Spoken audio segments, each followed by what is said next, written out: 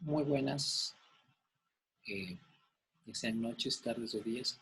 Mi nombre es Raúl Escobar, he sido invitado por Conservatorio Superior Nacional de Música para participar en estas séptimas jornadas académicas de Ciencias de la Música con el tema de la gestión educativa para docentes en instituciones especializadas en artes.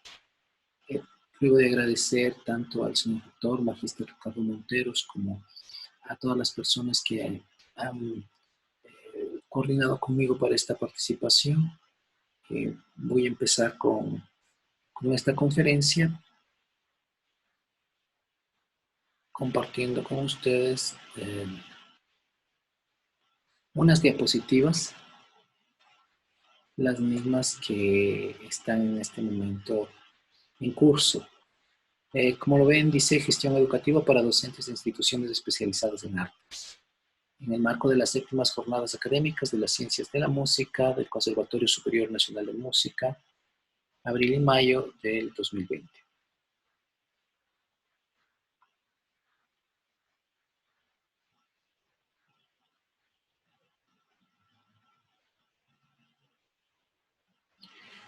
Tenemos, de manera general, podemos decir que se puede establecer que los centros de formación especializadas en arte se encuentran establecidos en el Ecuador desde 1900. Ahí se crea el Conservatorio Nacional de Música, la Academia de Bellas Artes, y desde entonces hay una gran dificultad normativa que los ha regido, y llevando a las semejantes instituciones a vivir incómodamente dentro del marco legal que durante estos 120 años les han generado.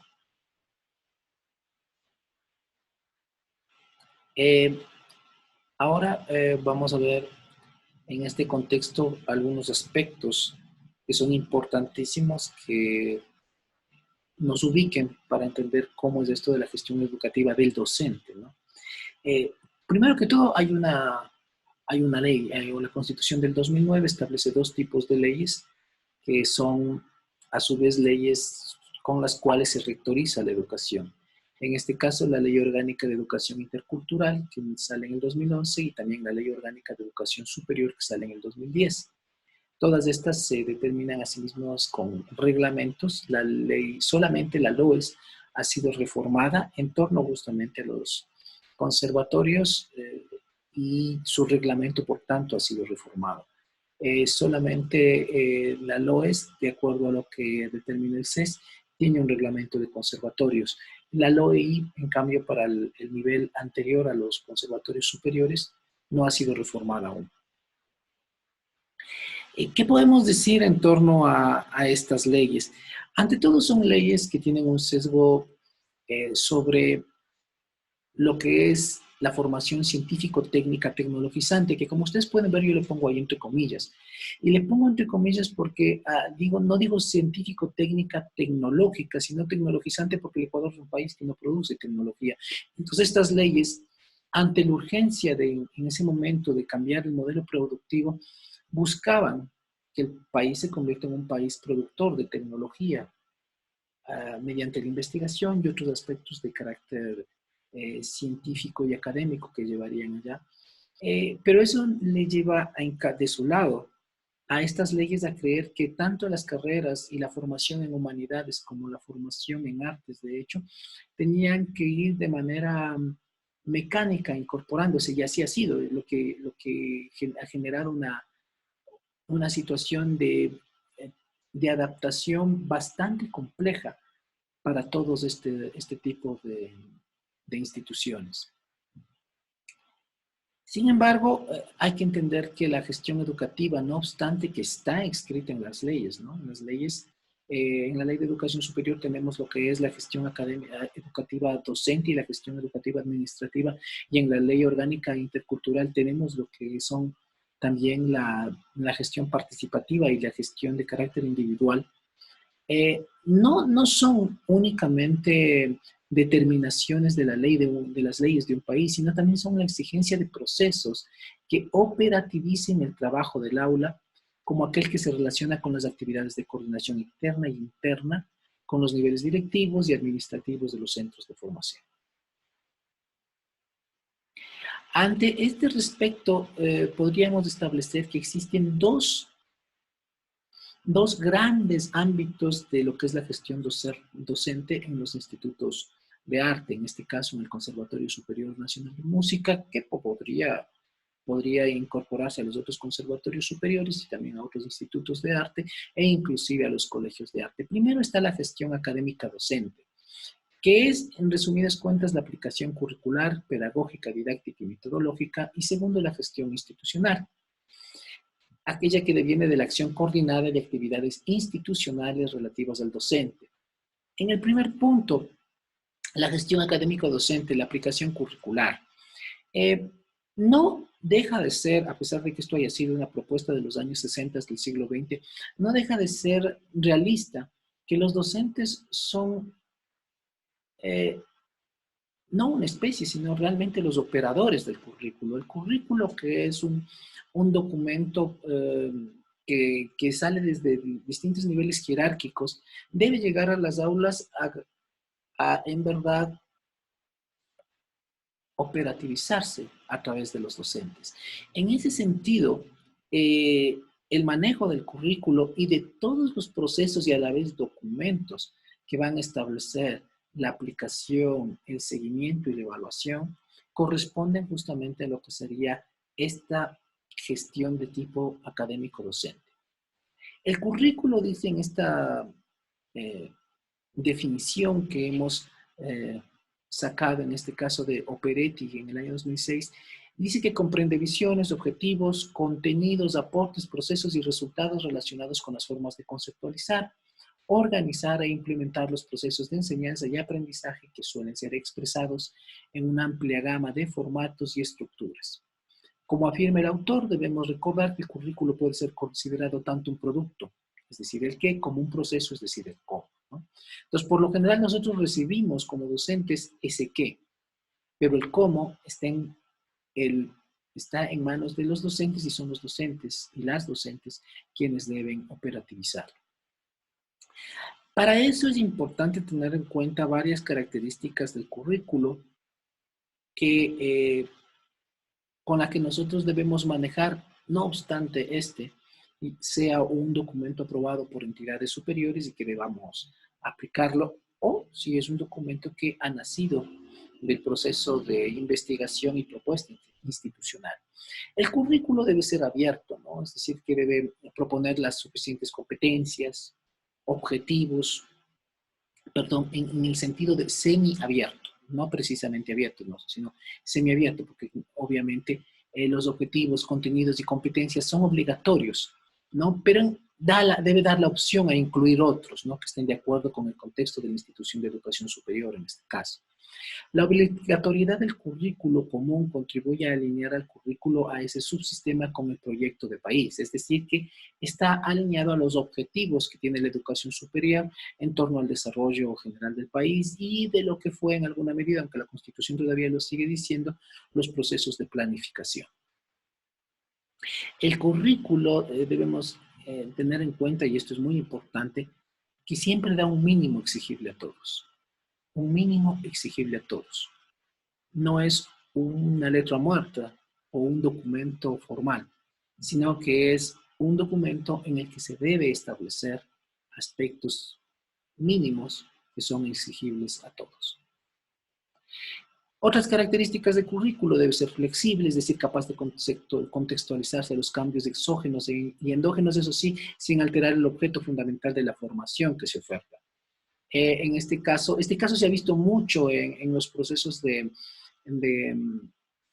formación por competencias, profesionalización por competencias que dirige la CETEC con los institutos superiores, en donde, por darles un ejemplo, si nuestro currículo es de formación especializada en música, no podríamos, no obstante que somos una institución de educación superior que está plenamente habilitada para el sistema de formación o de validación por competencias, no podríamos establecer un proceso de validación por competencias o un proceso de formación por competencias que salga del conservatorio para gastronomía, ¿no? Eso no permitiría el currículo.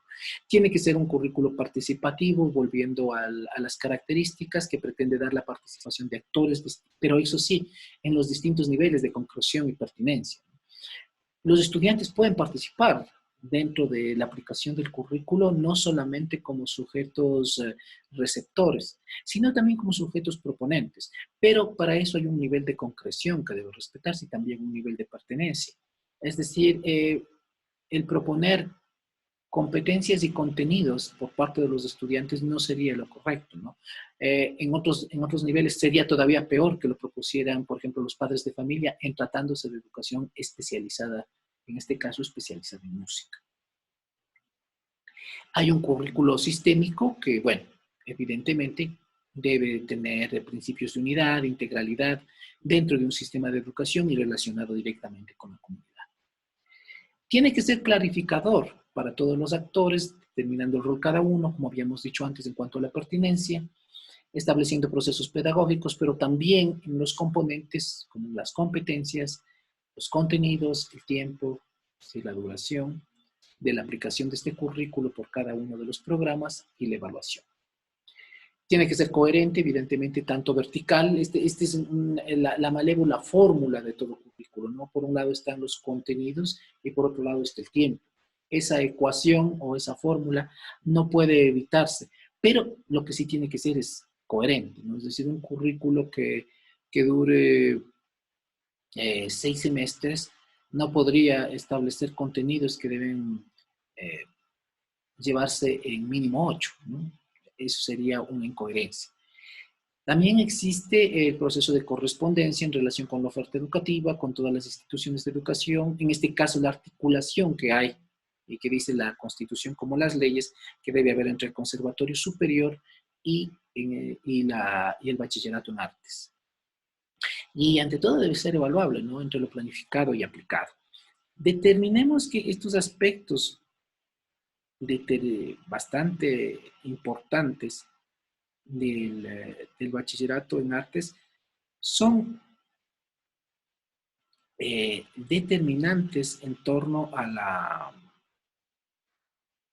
cuestión que nosotros tenemos que gestionar una serie de documentos que previenen o que provienen de estos, ¿no? Entonces tenemos que gestionar estos documentos y tenemos que volverlos de manera determinada documentos importantes y vamos creando esos documentos para que todos estos aspectos curriculares puedan ser establecidos. Dentro de la gestión institucional tenemos aspectos importantes como la acción coordinada de actividades institucionales que llevan a la función del docente. Estas actividades son actividades que ya no dependen exactamente de cómo aterrizamos el currículo, sino también cómo promovemos la formación de la institución, que oferta la institución, tanto en el interior como en el exterior del centro educativo. Para esto he empezado con una propuesta interesante que tiene el prospecto de inducción para docentes de música del Sistema de Escuelas de Música de la República Federal de Alemania. Es un cuadernillo en donde más o menos se tratan estos temas de los que ahora les estoy conversando y empieza con esta propuesta. Dice, nuestra profesión promueve la fantasía y la independencia o la autonomía. En este caso, lo que nos está proponiendo es que a pesar de todo este trabajo, que es más bien un trabajo de carácter administrativo, no debemos olvidar la esencia de la profesión, que es el arte. En cuanto a la gestión institucional, nos parece oportuno, dice, el hecho de insistir que el centro educativo constituye un eslabón nuclear en el cual las reformas educativas encuentran su coherencia y es la unidad donde es posible desarrollar el cambio de la educación. Este es un trabajo docente que obviamente está en el aula, pero que tampoco debe disociarse de la tarea que realiza el centro educativo todo, de manera de establecer un proyecto estratégico, que es siempre importante, que fortalezca la gestión académica e institucional.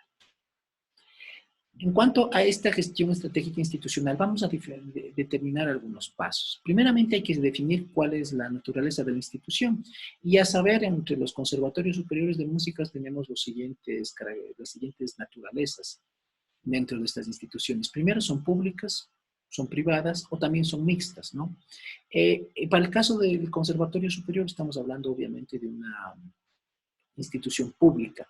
Mixtas las vemos más que nada en el sistema dentro de las universidades, donde tenemos universidades privadas que reciben recursos estatales de la educación superior. También institutos que ya están dentro de los acreditados y que están dentro del Fondo Nacional de la Educación Superior, en donde reciben aportes de parte del Estado, no obstante que sean privados. Dice que profesores, profesoras, alumnos y alumnas deben desarrollar un sentido de pertenencia con respecto al sector educativo. Esto es importante para que sea posible la gestión educativa. Reconocer que son parte integrante de un equipo, que están en ellos y generar el clima más adecuado para mejorar los resultados de los aprendizajes de todos los jóvenes que asisten, así como para proporcionar a las y los docentes directivos la motivación que proviene de la percepción sobre el buen desarrollo profesional y personal. Es decir, que hay un contexto integrador en la gestión, ¿no? Nuestra gestión docente no depende únicamente de la gestión de los directivos. La gestión docente tiene que estar ahí de manera activa y tiene también que ser de manera propositiva para generar este sentido de pertenencia y este sentido de compromiso que debe existir en torno al desarrollo de la identidad de la institución, que es lo que van a generar estos procesos de gestión docente. Documentación por un lado, pero también aspectos que van estableciendo históricos y eventos históricos que propician la identificación no solamente de los docentes, de las autoridades, sino también de los estudiantes y de la comunidad con la institución. Por ello dice que el centro de educación debería constituirse entonces en un centro de formación desde un amplio término donde se establezcan aspectos de desarrollo intelectual, social, profesional, humano. Y nada de lo anterior, es evidente, puede lograrse sin gestión. Y esa gestión no es tarea única de los entes rectores ni tampoco solamente de las autoridades institucionales, sino también de los docentes. Para eso vamos a establecer algunos parámetros bastante amplios porque esta conferencia no permite extenderse en un curso o en un taller de lo que sería la gestión y la gestión docente de los docentes de arte, sino sencillamente ponernos en el contexto y abrir el horizonte para que con base en estos materiales podamos tener una visión más adecuada, más amplia, que genere el debate sobre nuestras tareas de gestión. Así, dice, primero vamos a situar la realidad y clima institucional. ¿Por qué está dada la realidad y clima institucional? Primero por la misión y visión que constituyen las metas y tareas como la naturaleza de la formación de la institución que diariamente trabajan y se consolidan conjuntamente, es decir, autoridades, docentes, estudiantes, personal administrativo y servicios. Recuerden que la visión y visión es lo que se hace, pero también cómo nos vemos haciéndola en algunos años. Otro aspecto importante es la legalidad y la rectoría, ¿no?, que define el nivel de educación dentro del sistema, en este caso educación superior. Los conservatorios están en un proceso de transición, los conservatorios superiores, saliendo de lo que sería la educación técnica y tecnológica para convertirse en una educación artística autónoma. Pero de todos modos sabemos que esto está determinado bajo la Constitución vigente por la rectoría. Por un lado, la rectoría de estas instituciones la tiene el Sistema Nacional de Educación, por parte del Ministerio de Educación, y cuyo cuerpo legal es la LOI, y por otro lado está el Sistema de Educación Superior, que es el que rige al Conservatorio Superior Nacional de Música, en el cual no encontramos realmente un solo rector. Encontramos un rector desde el punto de vista administrativo y evidentemente legal, pero hay otro rector como el CASES, que es el rector de la evaluación, y el CES, que es un rector de carácter legislativo, normativo, ¿no? Y hay un aspecto de estructura y administración interna que ya aterriza en la institución, que se refiere a la construcción jerárquica y estatutaria de la institución con un lado orgánico coherente.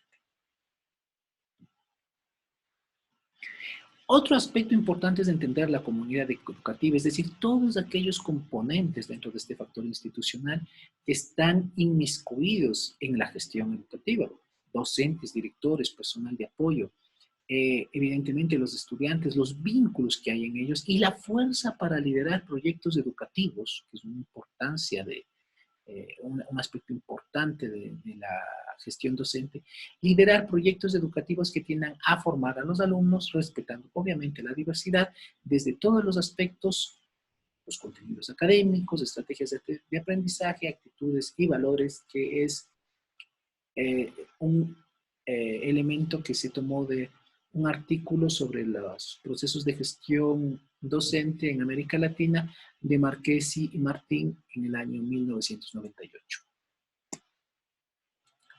Dentro de la comunidad educativa vemos dos tareas fundamentales, de las que se pueden desprender varias otras, pero dos tareas fundamentales que implican esta gestión docente. La una está determinada por las obligaciones contractuales de los docentes. Los docentes, como todo trabajador, tiene una relación de dependencia en donde se establecen primero las cargas horarias mínimas y máximas, un número mínimo y máximo de estudiantes, también cargas horarias para la gestión según las funciones relacionadas a las coordinaciones, áreas académicas, aplicación y evaluación curricular.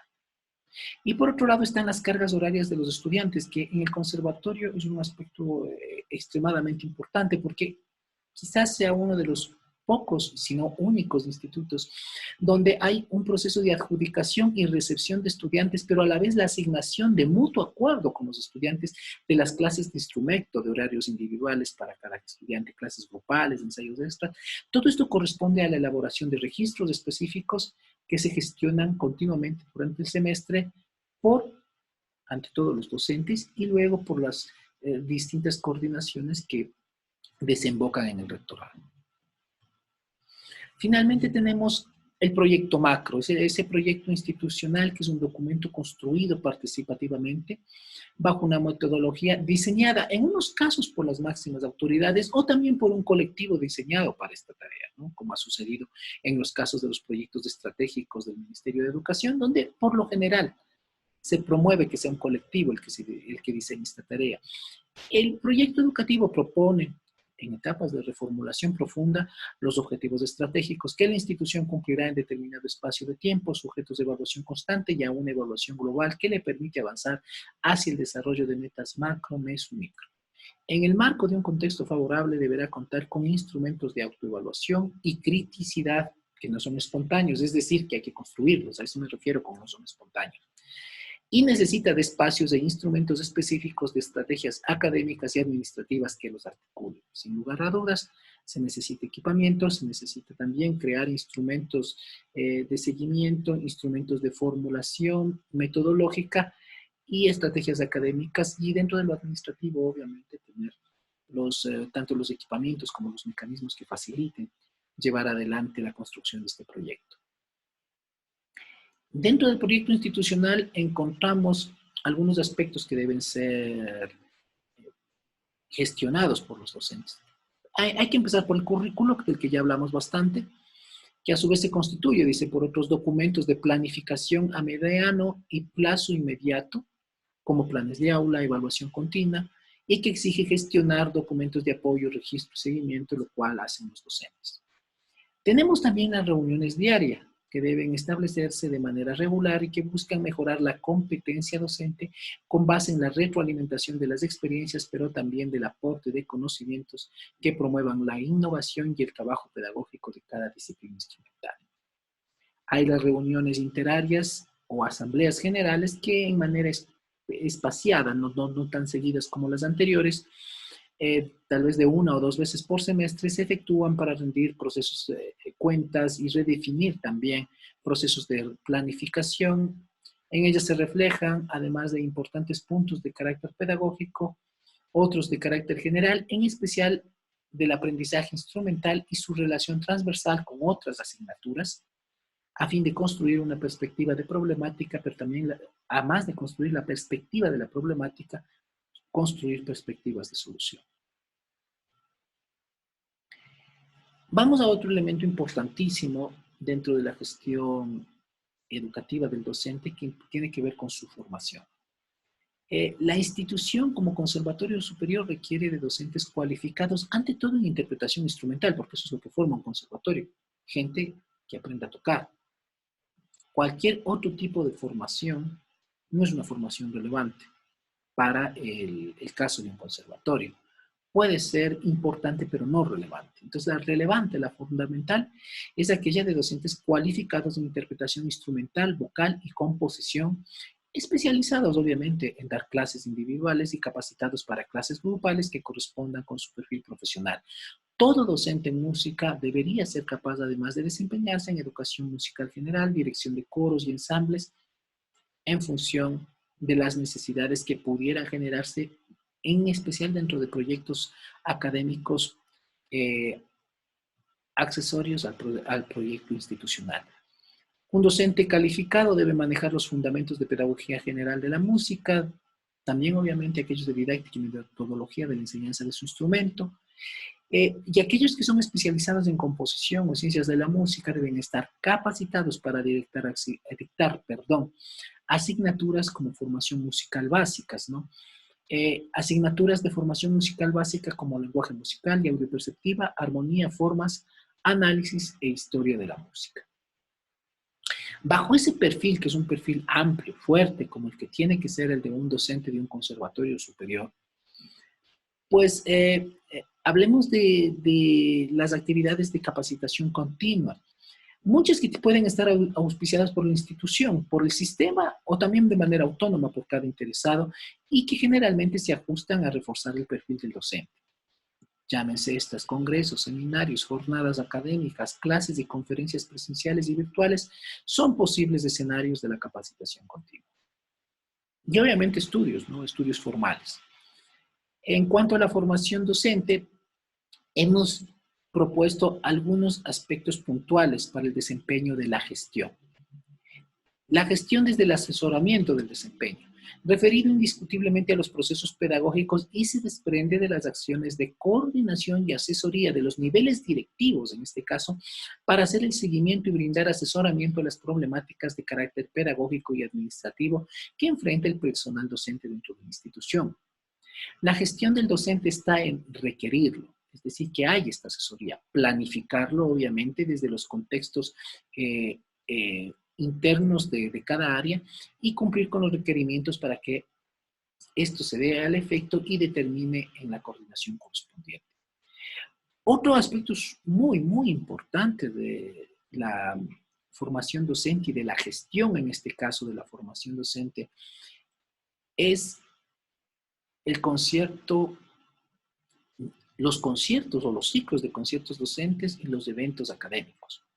La continuidad, ¿no?, para la práctica artística en el marco académico y el ejercicio obligatorio de la gestión docente de un artista, pues lo más recomendable son los ciclos institucionales que se ofrecen los conciertos de profesores.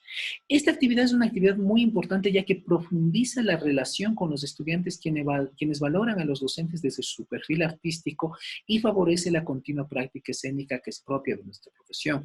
Nada le identifica más a un estudiante cuando ve tocar a su profesor. Nada. Entonces, ese es un proceso de gestión importante que inclusive debe darse dentro de un contexto de relevancia, es decir, los conciertos o el ciclo de conciertos de los docentes deben tener relevancia, como en estos eventos que tenemos aquí, los profesores están tocando en el marco de un evento importante como son estas jornadas académicas. Hay otros eventos académicos como masterclass, concursos, ciclos de conferencias, intercambios y encuentros internacionales que se incluyen en la gestión docente en tanto sus niveles de competencia. Y otros que son los servicios educativos y que deben ser gestionados por los docentes para los estudiantes en razón de las reales posibilidades de la institución. Es decir, gestionar para ellos los servicios de biblioteca física y virtual, el asesoramiento didáctico virtual, el préstamo y el seguimiento también. Ese asesoramiento didáctico y el asesoramiento pedagógico tiene que darse con un seguimiento no siempre virtual. Ahora, por las condiciones, lo estamos haciendo así. Préstamo de instrumentos y materiales de apoyo que deberían incluir en las tareas de gestión educativa que le competen a las y los estudiantes de los conservatorios superiores de música del país. El proceso de gestión finalmente, es un proceso que implica la labor de construcción de un mejor futuro para la institución, pero ante todo para la vida del docente. Una gestión incipiente van a determinar finalmente, y ahora que hay procesos de evaluación externo, con la paralización de los procesos educativos, de los procesos académicos, de los procesos docentes de las instituciones. Es importante concientizar que la gestión educativa desde el docente, conforme a este marco que hemos querido hoy darlo de manera muy general, representa un mecanismo ineludible para salvaguardar el desarrollo y el cumplimiento de los objetivos de la institución. En ese sentido, nuestra responsabilidad en torno a promover la gestión docente dentro del proceso de la gestión educativa marco que tiene el sistema y por tanto la institución, es uno de los elementos que no solamente son responsabilidad, sino que finalmente más retribuyen al, al profesor, a la profesora. Es dentro de los procesos que generan mayor retribución en cuanto a reconocimiento, no digo económico. En otras partes del mundo sí, en nuestro país no. En cuanto a retribución de reconocimiento social y ante todo de los estudiantes, de las y los estudiantes, es importantísimo darle el suficiente espacio para que la gestión docente dentro de todo nuestro horario tenga una calidad relevante. Con esto, eh, finalizo mi participación en estas jornadas académicas. Envío un saludo fraterno a todos los docentes, a los estudiantes, a la comunidad del Conservatorio Superior Nacional de Música, a su rector, el maestro Ricardo Montero, y espero, ante todo, que podamos seguir manteniendo el contacto sobre estos temas que pueden desarrollarse mucho más y inclusive construirse no solo de una manera participativa, sino también de una manera científica. Ha sido un inmenso placer. Les deseo siempre lo mejor.